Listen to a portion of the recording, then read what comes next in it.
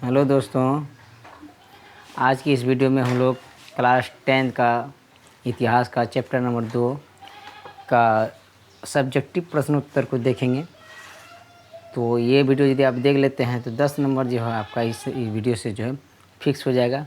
तो वीडियो को लास्ट तक देखिएगा। यदि वीडियो अच्छा लगे तो लाइक कीजिएगा और अपने दोस्तों के साथ ज़रूर शेयर कीजिएगा। यदि चैनल पर नए हैं तो कृपया चैनल को सब्सक्राइब कर लीजिएगा ताकि क्लास 10 और 12 का तैयारी के लिए आपको सहायता मिल सके। चलिए शुरू करते हैं इसका वीडियो। पहला सवाल है ये पूंजीवादी क्या है? पूंजीवादी क्या है? इसका उत्तर हो जाएगा पूंजीवादी एक आर्थिक व्यवस्था है। ठीक है, पूंजीवादी एक आर्थिक व्यवस्था है। पूंजीवादी एक आर्थिक व्यवस्था है जिसके उत्पादन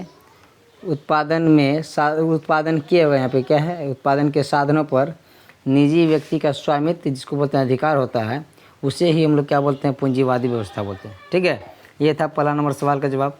ठीक है, दूसरा सवाल है खूनी रविवार क्या है? तो पहले हम लोग जो अति लघु उत्तरीय प्रश्न को देखेंगे, उसके बाद लघु उत्तरीय देखेंगे, उसके बाद दीर्घ उत्तरीय देखेंगे। ठीक है, इसी वीडियो में देखेंगे, तो वीडियो को लास्ट तक जरूर वॉच कीजिएगा। चलिए अगला सवाल है खूनी रविवार क्या है?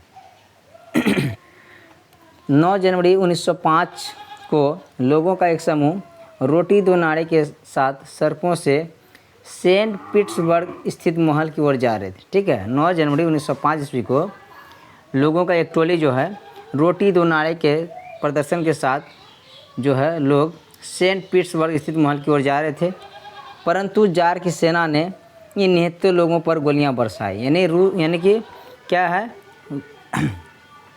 के सम्राट को क्या कहा जाता था? जार कहता था। क्या कहा जाता था? जार। यानी रूस के सम्राट को जार कहता था। जब ये लोग जो है रोटी दो नारे के प्रदर्शन के साथ जो है जार के महल की ओर जा रहे थे, तो इसी समय जो है जार की सेना ने निहत्थे लोगों पर गोलियां बरसाई, जिसमें हज़ारों लोग मारे गए। यानी गोलियां बरसाई तो कितने हज़ारों लोग मारे गए। इस दिन रविवार था, जिस दिन ये घटना घट रहा था उस दिन क्या था? रविवार था। इसीलिए उसे खूनी रविवार कहते हैं, या उसे लाल रविवार के नाम से भी जाना जाता है ना। तो गोलियां बरसाई तो जो क्या हो गया, खून की धारा बने लगी। खून कैसा होता है? लाल होता है। इसीलिए इस घटना को जो है खूनी रविवार या लाल रविवार के नाम से जाना जाता है। ठीक है, ये था खूनी रविवार का उत्तर। अगला सवाल है अक्टूबर क्रांति क्या है? अगला सवाल, तीसरा नंबर सवाल, अक्टूबर क्रांति क्या है? ठीक है, इसका उत्तर हो जाएगा 7 नवंबर 1917 ईस्वी को बोल्शेविकों ने पेट्रोग्राद के रेलवे स्टेशन, बैंक, डाकघर, टेलीफोन केंद्र, कचहरी तथा अन्य सरकारी भवनों पर अधिकार कर लिया। कौन? बोल्शेविकों ने। केरेंस्की जो है रूस छोड़ के क्या गया? भाग गया। इसी घटना को हम लोग क्या बोलते हैं? अक्टूबर क्रांति बोलते हैं।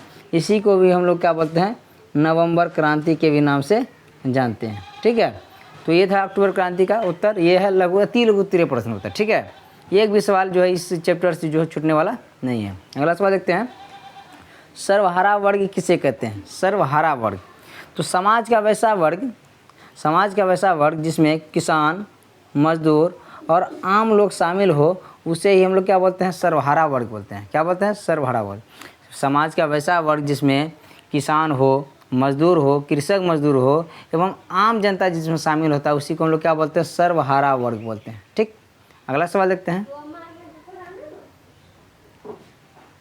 क्रांति से पूर्व रूसी किसानों की स्थिति कैसी थी? अगला सवाल है कि क्रांति से पूर्व यानी रूसी क्रांति से पूर्व जो है रूसी किसानों का स्थिति कैसा था? तो इसका उत्तर है 1861 ईस्वी में जार अलेक्जेंडर द्वितीय के द्वारा कृषि दास्ता समाप्त कर दिया गया है ना।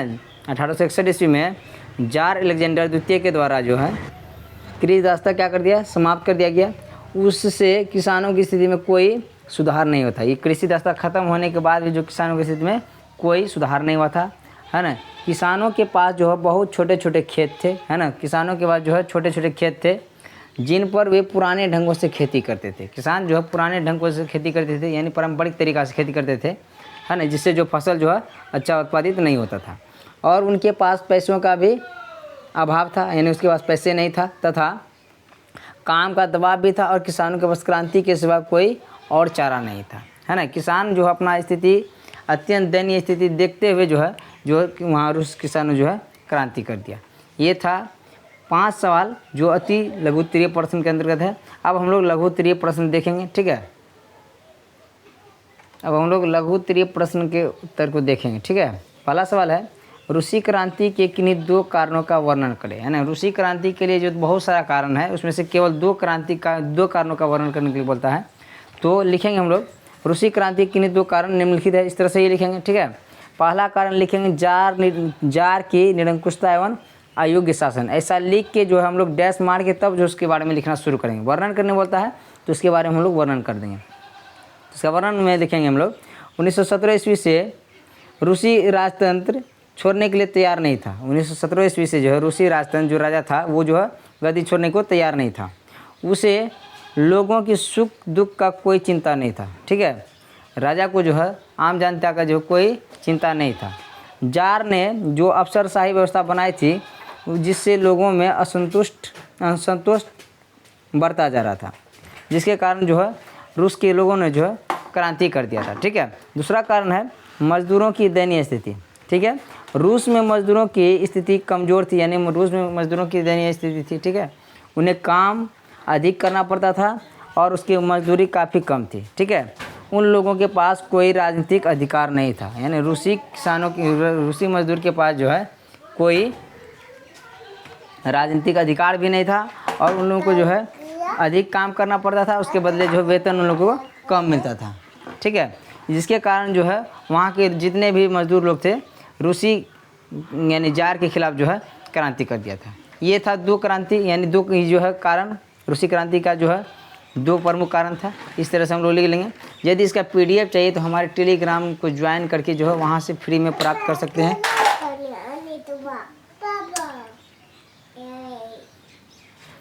तो हमारे वीडियो के डिस्क्रिप्शन में जो है अबाउट सेक्शन में जाके जो वहाँ पे टेलीग्राम का लिंक दिया गया है वहाँ से जो PDF आराम से प्राप्त कर सकते हैं। ठीक है, चलिए अगला सवाल देखते हैं। अगला सवाल है रूसीकरण की नीति क्रांति हेतु कहाँ तक उत्तरदायी थी, यानी रूसीकरण की जो नीति अपनाई गई थी वो जो है नीति क्रांति करने के लिए कहाँ तक उत्तरदायी थी, ये ऐसा कर रहा है। तो लिखेंगे इसका उत्तर में रूसीकरण की नीति क्रांति में स्लाव जाति के लोग रहते थे।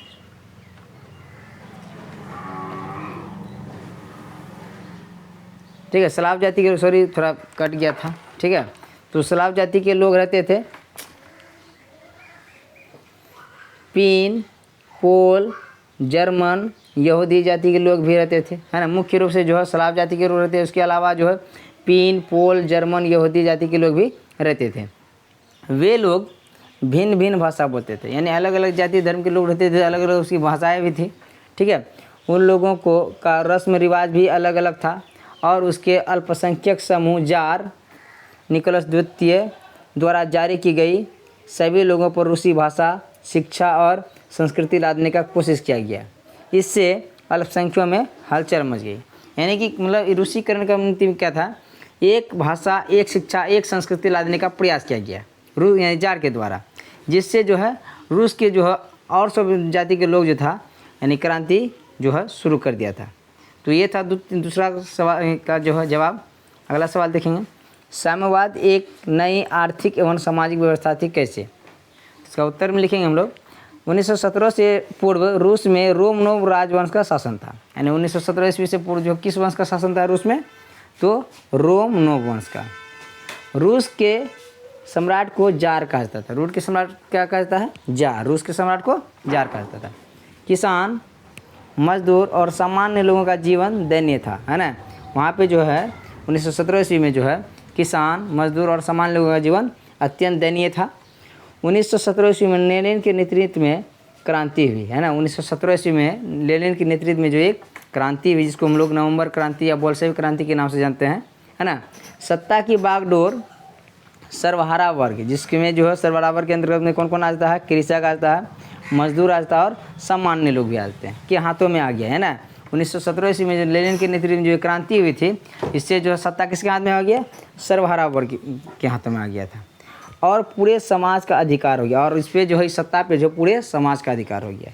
इसलिए कहा जाता है साम्यवादी एक नई आर्थिक और सामाजिक व्यवस्था थी। ये साम्यवादी जो है व्यवस्था है ये लेनिन के द्वारा लगाया गया था। कब, 1921 ईस्वी में नई आर्थिक नीति लाया गया था। ठीक है, और ये जो एक नई आर्थिक और सामाजिक व्यवस्था थी, इस तरह से कहता था। इस सवाल का जवाब जो आराम से लिख सकते हैं। ठीक है, अगला सवाल देखते हैं। अगला सवाल कहता है नई आर्थिक नीति मार्क्सवादी सिद्धांतों के साथ समझौता था कैसे। कहता है नई आर्थिक नीति जो है मार्क्सवादी है ना सिद्धांतों के साथ एक समझौता था कैसे। तो उसका उत्तर में लिखेंगे लेनिन एक कुशल सामाजिक एवं चिंतक व्यवहारिक राजनीतिज्ञ था। लेनिन कैसा था, कैसा व्यक्ति था, एक कुशल सामाजिक चिंतक और व्यवहारिक राजनीतिज्ञ था। उसने व्यवहारिक राजनीतिज्ञ उसने यहाँ से मिस्टेक है, यहाँ से नहीं लिखना है, ठीक है, यहाँ से मिस्टेक है। उसने समाजवादी व्यवस्था लागू करना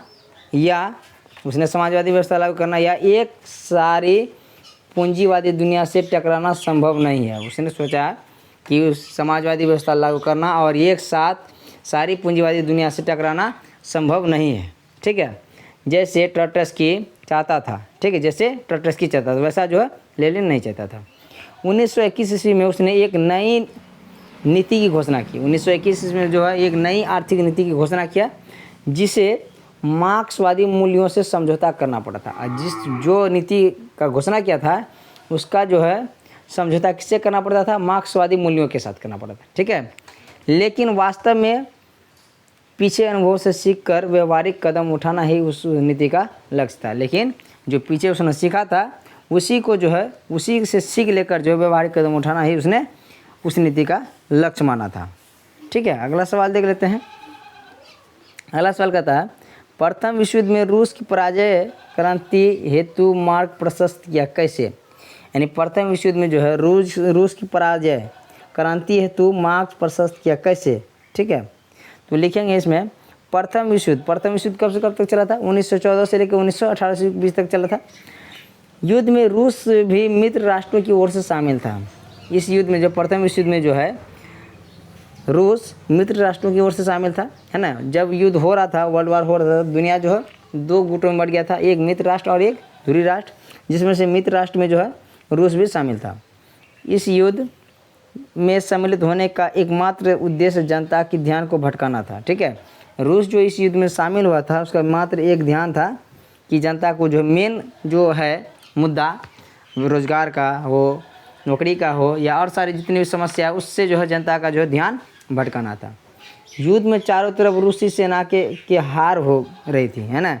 युद्ध में जो है चारों तरफ से जो किसका हार हो रहा था, रूसी सेना का हार होता। ना उसके पास अच्छे हथियार थे और ना ही पर्याप्त भोजन की सुविधा थी। जार की सेना ने कमान अपने हाथों में ले लिया और जार की सेना कमान किसके हाथों में ले लिया, अपने हाथों में ले लिया। तब प्रथम विश्व युद्ध में रूस की क्रांति हेतु मार्ग प्रशस्त किया। इस तरह से जो है प्रथम विश्व युद्ध में जो रूस हार गया था, इस तरह से भी जो है लोगों का जो है मन में जो है रूसी सरकार के प्रति जो है क्रोध भर गया और जो है क्रांति के लिए जो मार्ग प्रशस्त किया। ये था 5वां नंबर सवाल का जवाब। और हम लोग अब देख लेते हैं दीर्घ उत्तरीय प्रश्न, ठीक है। दीर्घ उत्तरीय प्रश्न में जो है उसको देख लेते हैं। तो इसमें कहता है पहला सवाल कि रूसी क्रांति के कारणों की विवेचना करें। यानी रूसी क्रांति का कौन कौन से कारण था, तो उसका कारण का जो विवेचना करने के लिए बोलता था। तो पहला क्रांति तो हम लोग देख लिए, पहला कारण तो देख रहे थे कि जाड़ की निरंकुशता एवं अयोग्य शासन। इस तरह से ही लिखेंगे हम लोग। जब ये सवाल पूछा जाएगा तो लिखेंगे रूसी क्रांति के कारणों की विवेचना करें, तो लिखेंगे रूसी क्रांति के निम्नलिखित कारण है, ठीक है। नंबर 1 देखिए इस तरह से लिखेंगे जाड़ की निरंकुशता एवं अयोग्य शासन। तो लिखेंगे क्रांति से पूर्व रूस के सम्राट को जार कहा जाता था।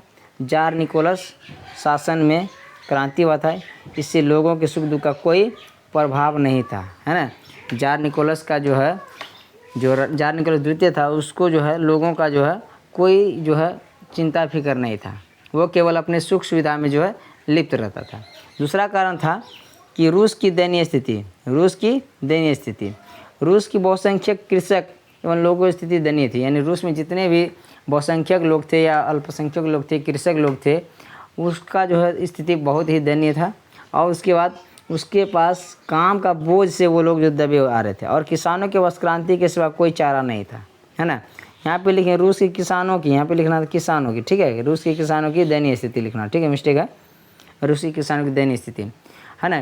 किसानों के पास छोटे छोटे खेत था, उन खेतों में पुराने ढंगों से खेती की जाती थी और किसान जो करों के बोझ से दबते आ रहे थे, जिसके कारण किसानों के पास क्रांति के सिवा कोई और चारा नहीं था। ये था दूसरा कारण रूस का क्रांति का। अगला कारण देख लेते हैं हम लोग। तीसरा कारण है मजदूरों की दयनीय स्थिति। रूस में जो है मजदूरों की दयनीय स्थिति, तो लिखेंगे इसमें रूस में मजदूरों की स्थिति अत्यंत दयनीय थी। उन्हें अधिक काम करना पड़ता था और उन काम के बदले जो लोगों का मजदूरी बहुत कम था, जिसके कारण जो रूस के कृषक यानी मजदूर लोग भी जो है क्रांति के लिए तत्पर थे। चौथा कारण था औद्योगिकरण की समस्या। औद्योगिकरण की समस्या, तो रूसी औद्योगिकरण पश्चिमी पूंजीवादी से भिन्न था। रूस का जो औद्योगिकरण था पश्चिमी पूंजीवादी से क्या था, अलग था। क्षेत्रों में महत्वपूर्ण उद्योग बहुत कम था। जिस भी उद्योग का जरूरत था वो उद्योग का जो उस क्षेत्र में बहुत ही कमी था, जो आर्थिक शोषण को बढ़ावा दे रहे थे। और यदि उसमें कोई काम करने के लिए जाता था तो उसमें जो है घूस दे के जो उसमें जो है एंट्री लेना पड़ता था, जिससे क्या हो रहा था, आम लोगों का जो आर्थिक शोषण होता था, मजदूर लोगों का जो है आर्थिक शोषण होता था। ये था चौथा कारण। पाँचवा कारण क्या था, रूसीकरण की नीति। सबसे बड़ा कारण क्या था, रूसीकरण की नीति। ठीक है, जार निकोलस द्वितीय द्वारा जारी की रूसीकरण की नीति से परेशान था, है ना। जार निकोलस द्वितीय के द्वारा जो रूसीकरण की नीति जो है लागू किया गया था, जिससे जो है रूस में अनेक जाति धर्म के लोग रहते थे और उसके साथ में रूसीकरण की नीति को ज़बरदस्ती लादने का प्रयास किया जा रहा था, है ना। जार ने देश के सभी लोगों पर रूसी भाषा, रूसी शिक्षा और रूसी संस्कृति लादने का प्रयास किया था, जिससे जो नहीं रूसी क्रांति, जो रूसी भाषा के लोग नहीं थे, जो रूसी शिक्षा को नहीं अपनाना चाहते, जो न ही रूसी संस्कृति को अपनाना चाहते थे, इससे जो है जो भी लोग थे वो जो है इसके खिलाफ होते। ठीक है, इसलिए जो उन लोगों ने भी जो क्रांति कर दिया था रूसी के सम्राट के खिलाफ। तो ये था 5 कारण। ये 5 कारण यदि लिख लेते हैं तो इसमें जो आपको जो 5 नंबर फिक्स है, इसमें जो 5 नंबर काटने वाला कोई नहीं है। अगला सवाल देखते हैं, नई आर्थिक नीति क्या है। क्या है नई आर्थिक नीति क्या है? तो लेनिन ने 1921 में एक नई आर्थिक नीति की घोषणा किया था, जो मार्क्सवादी मूल्यों से कुछ हद तक समझौता करना पड़ा था, है ना। जो मार्क्सवादी सिद्धांतों के साथ जो क्या था, एक समझौता था। नई आर्थिक नीति में निम्नलिखित प्रमुख बातें थे। नई आर्थिक नीति में जो लागू किया गया था उसका जो निम्नलिखित बात था। पहला क्या था, इसमें इसका विशेषता था कि किसानों से अनाज लेने के स्थान पर एक निश्चित कर लगाया गया, है ना। किसान से जो है कर के बदले, अनाज के बदले जो है एक निश्चित टैक्स लगा दिया गया। दूसरा था, यद्यपि ये सिद्धांत में कायम रखा गया जमीन राज्य की है, फिर भी व्यवहार में जमीन किसान की हो गई। यदि इस सिद्धांत में जो टैक्स लगाया गया था, इसमें यदि कायम रखा गया जो ज़मीन था, गिरवी रखा गया ज़मीन था, तो राज्य का है, लेकिन व्यवहारिक रूप से वो ज़मीन किसका था, किसान का था, है ना, किसान का हो गया। दूसरा है, 20 से कम कर्मचारी वाले उद्योगों को व्यक्तिगत रूप से चलाने का अधिकार मिल गया था, है ना। जिस भी उद्योग में जो कम से कम 20 अधिकारी हैं, तो उस उद्योग को जो चलाने का जो है अधिकार प्राप्त मिल गया। किसके कारण, नई आर्थिक नीति के कारण। ठीक है, नई आर्थिक नीति के कारण। दूसरा चौथा कारण है, जिसमें चौथा विशेषता है, विभिन्न स्तरों पर बैंक भी खोला गया। नई आर्थिक नीति के तहत जो है विभिन्न स्तरों पर बैंक भी खोला गया, ब्रांच खोला गया, उसका CSP खोला गया, है ना। इस तरह से जो अलग अलग स्तर पर जो है अलग अलग तरह का बैंक खोला गया। पाँचवा है, उद्योगों का विकेंद्रीकरण कर दिया गया, यानी उद्योगों का जो स्थापना किया गया। उसके बाद ट्रेड यूनियन की अनिवार्य सदस्यता समाप्त कर दी गई था, और उसके बाद जो भी लोग उद्योग लगाते थे उससे जो उसको जो है ट्रेड यूनियन की जो है सदस्यता प्राप्त करना पड़ता था। ये जो है ये सदस्यता का जो नीति जो था इसको भी समाप्त कर दिया था। किसके तहत, नई आर्थिक नीति के तहत। ये था दूसरा नंबर सवाल का जवाब। इसमें जो आपको इसमें भी जो है 5 नंबर मिलेगा, इसको जो बढ़िया से इसको याद कर लीजिएगा। अगला सवाल देखते हैं। अगला सवाल है, रूसी क्रांति के प्रभाव की विवेचना करें। यानी इसका कहने का मतलब है रूसी क्रांति जो हुआ तो उसका क्या प्रभाव देखने को मिला। तो उत्तर में लिखेंगे, रूसी क्रांति का जो निम्नलिखित है ना, रूसी क्रांति के प्रभाव निम्नलिखित है ना, निम्नलिखित प्रभाव पड़ा, निम्नलिखित प्रभाव पड़ा, प्रभाव पड़ा। तो पहला था कि क्रांति के पश्चात सर्वहारा वर्ग की सत्ता रूस में स्थापित हुई, है ना। जब रूसी क्रांति हुआ तो सर्वहारा वर्ग की सत्ता रूस में स्थापित हुआ, और बहुत से क्षेत्रों में आंदोलन को प्रोत्साहन दिया, और बहुत सारे क्षेत्रों में जो आंदोलन को प्रोत्साहित किया गया रूसी क्रांति में। ठीक है, उसके बाद दूसरा प्रभाव पड़ा कि साम्यवादी विश्व एवं पूंजीवादी विश्व यूरोप में भी 2 भागों में विभाजित हो गया। रूसी क्रांति के बाद जो है यूरोप 2 गुटों में बढ़ गया। कौन कौन, साम्यवादी दल और पूंजीवादी दल में। ठीक है, इस तरह विभाजन नहीं देखा गया था, है ना, पहले, इससे पहले जो इस तरह का विभाजन नहीं देखने को मिला था। तीसरा प्रभाव पड़ा कि द्वितीय विश्व युद्ध के पश्चात पूंजीवादी विश्व तथा सोवियत रूस के बीच शीत युद्ध की शुरुआत हो गई, है ना। दूसरा विश्व युद्ध के पश्चात जो है पूंजीवादी विश्व और सोवियत संघ रूस के बीच जो है कौन सा युद्ध शुरू हो गया, शीत युद्ध। ये शीत युद्ध क्या होता है, तो शीत युद्ध वह स्थिति होता है कोई भी देश एक दूसरे देश को जो है केवल बात और बात में जो नीचे दिखाने का प्रयास करता है, ठीक है। युद्ध का माहौल बना हुआ रहता था लेकिन वास्तव में युद्ध नहीं होता है, इसी को हम लोग क्या बोलते हैं, शीत युद्ध बोलते हैं, ठीक। आगे देखेंगे उसी का। पूंजीवादी देशों ने भी परिवर्तित रूप से मॉडल को अपनाया, है ना। पूंजीवादी देश जितने भी थे परिवर्तित रूप से मॉडल अगले ये नया मॉडल को अपनाया। पूंजीवाद में भी परिवर्तन आ गया, है ना। अगला सवाल इसका पॉइंट है, सोवियत रूस की साम्यवादी सरकार ने एशिया और अफ्रीका के देशों में होने वाले राष्ट्रीय आंदोलन को प्रोत्साहन दिया था। सोवियत रूस की साम्यवादी सरकार ने जो है एशिया और अफ्रीका के देशों में होने वाले राष्ट्रीय आंदोलन को भी क्या किया, प्रोत्साहित किया। ये था 3 नंबर का सवाल। इसमें भी लिखने के बाद आपको 5 नंबर मिलने वाला है। अगला सवाल देख लेते हैं।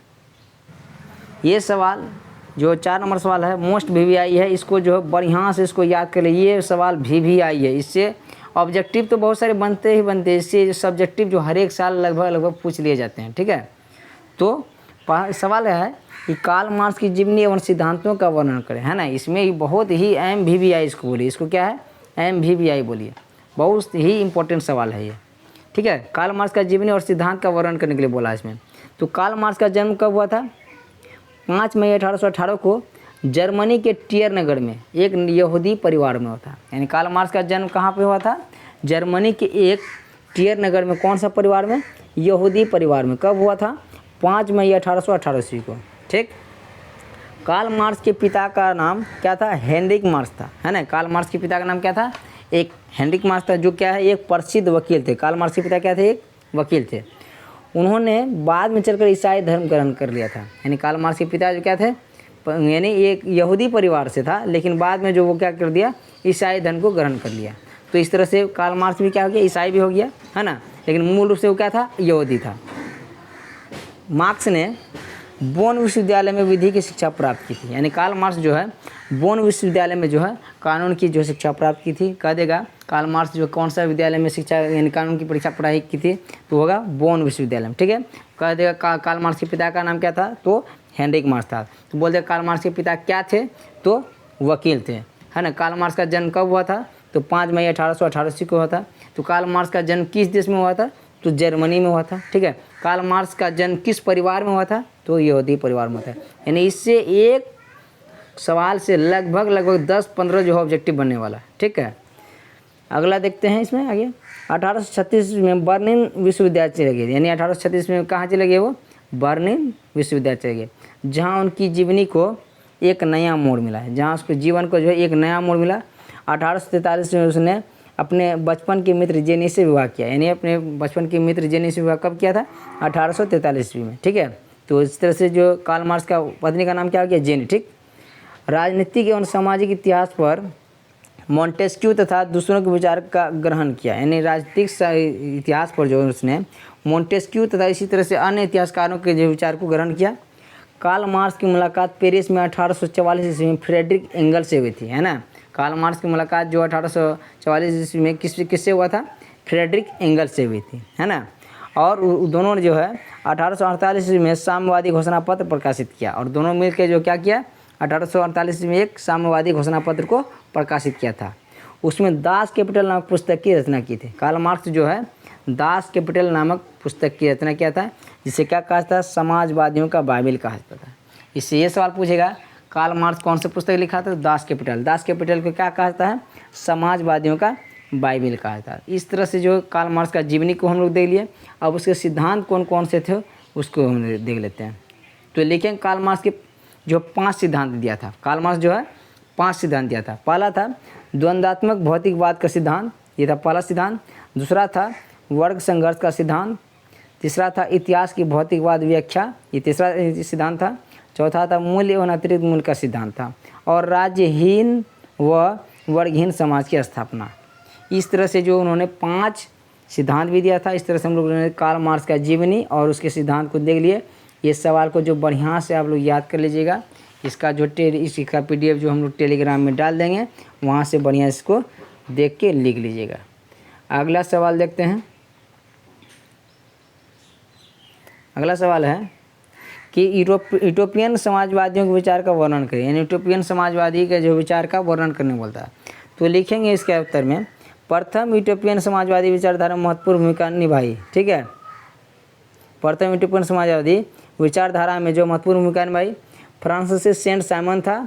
उसने घोषित किया कि प्रत्येक की क्षमता के अनुसार तथा प्रत्येक उसी कार्य के अनुसार, है ना, यही आगे जो एक मूलभूत नारा बन गया था। तो ये सवाल उतना महत्वपूर्ण नहीं है, तो ये सवाल को हम लोग देख छोड़ लेते हैं। तो ये जितना भी हम लोग इससे पहले सवाल किए हैं, तो ये सवाल बहुत यानी कि महत्वपूर्ण है, तो इसको लास्ट तक वॉच कीजिएगा। और चैनल पर नए हैं तो कृपया चैनल को सब्सक्राइब जरूर कर लीजिएगा। तो तब तक के लिए धन्यवाद। मिलते हैं अगले वीडियो में अगले चैप्टर के साथ। ऑब्जेक्टिव और सब्जेक्टिव दोनों लेके आएंगे, उसको जो है आप लोग ज़रूर देखिएगा। तब तक के लिए धन्यवाद। जय हिंद।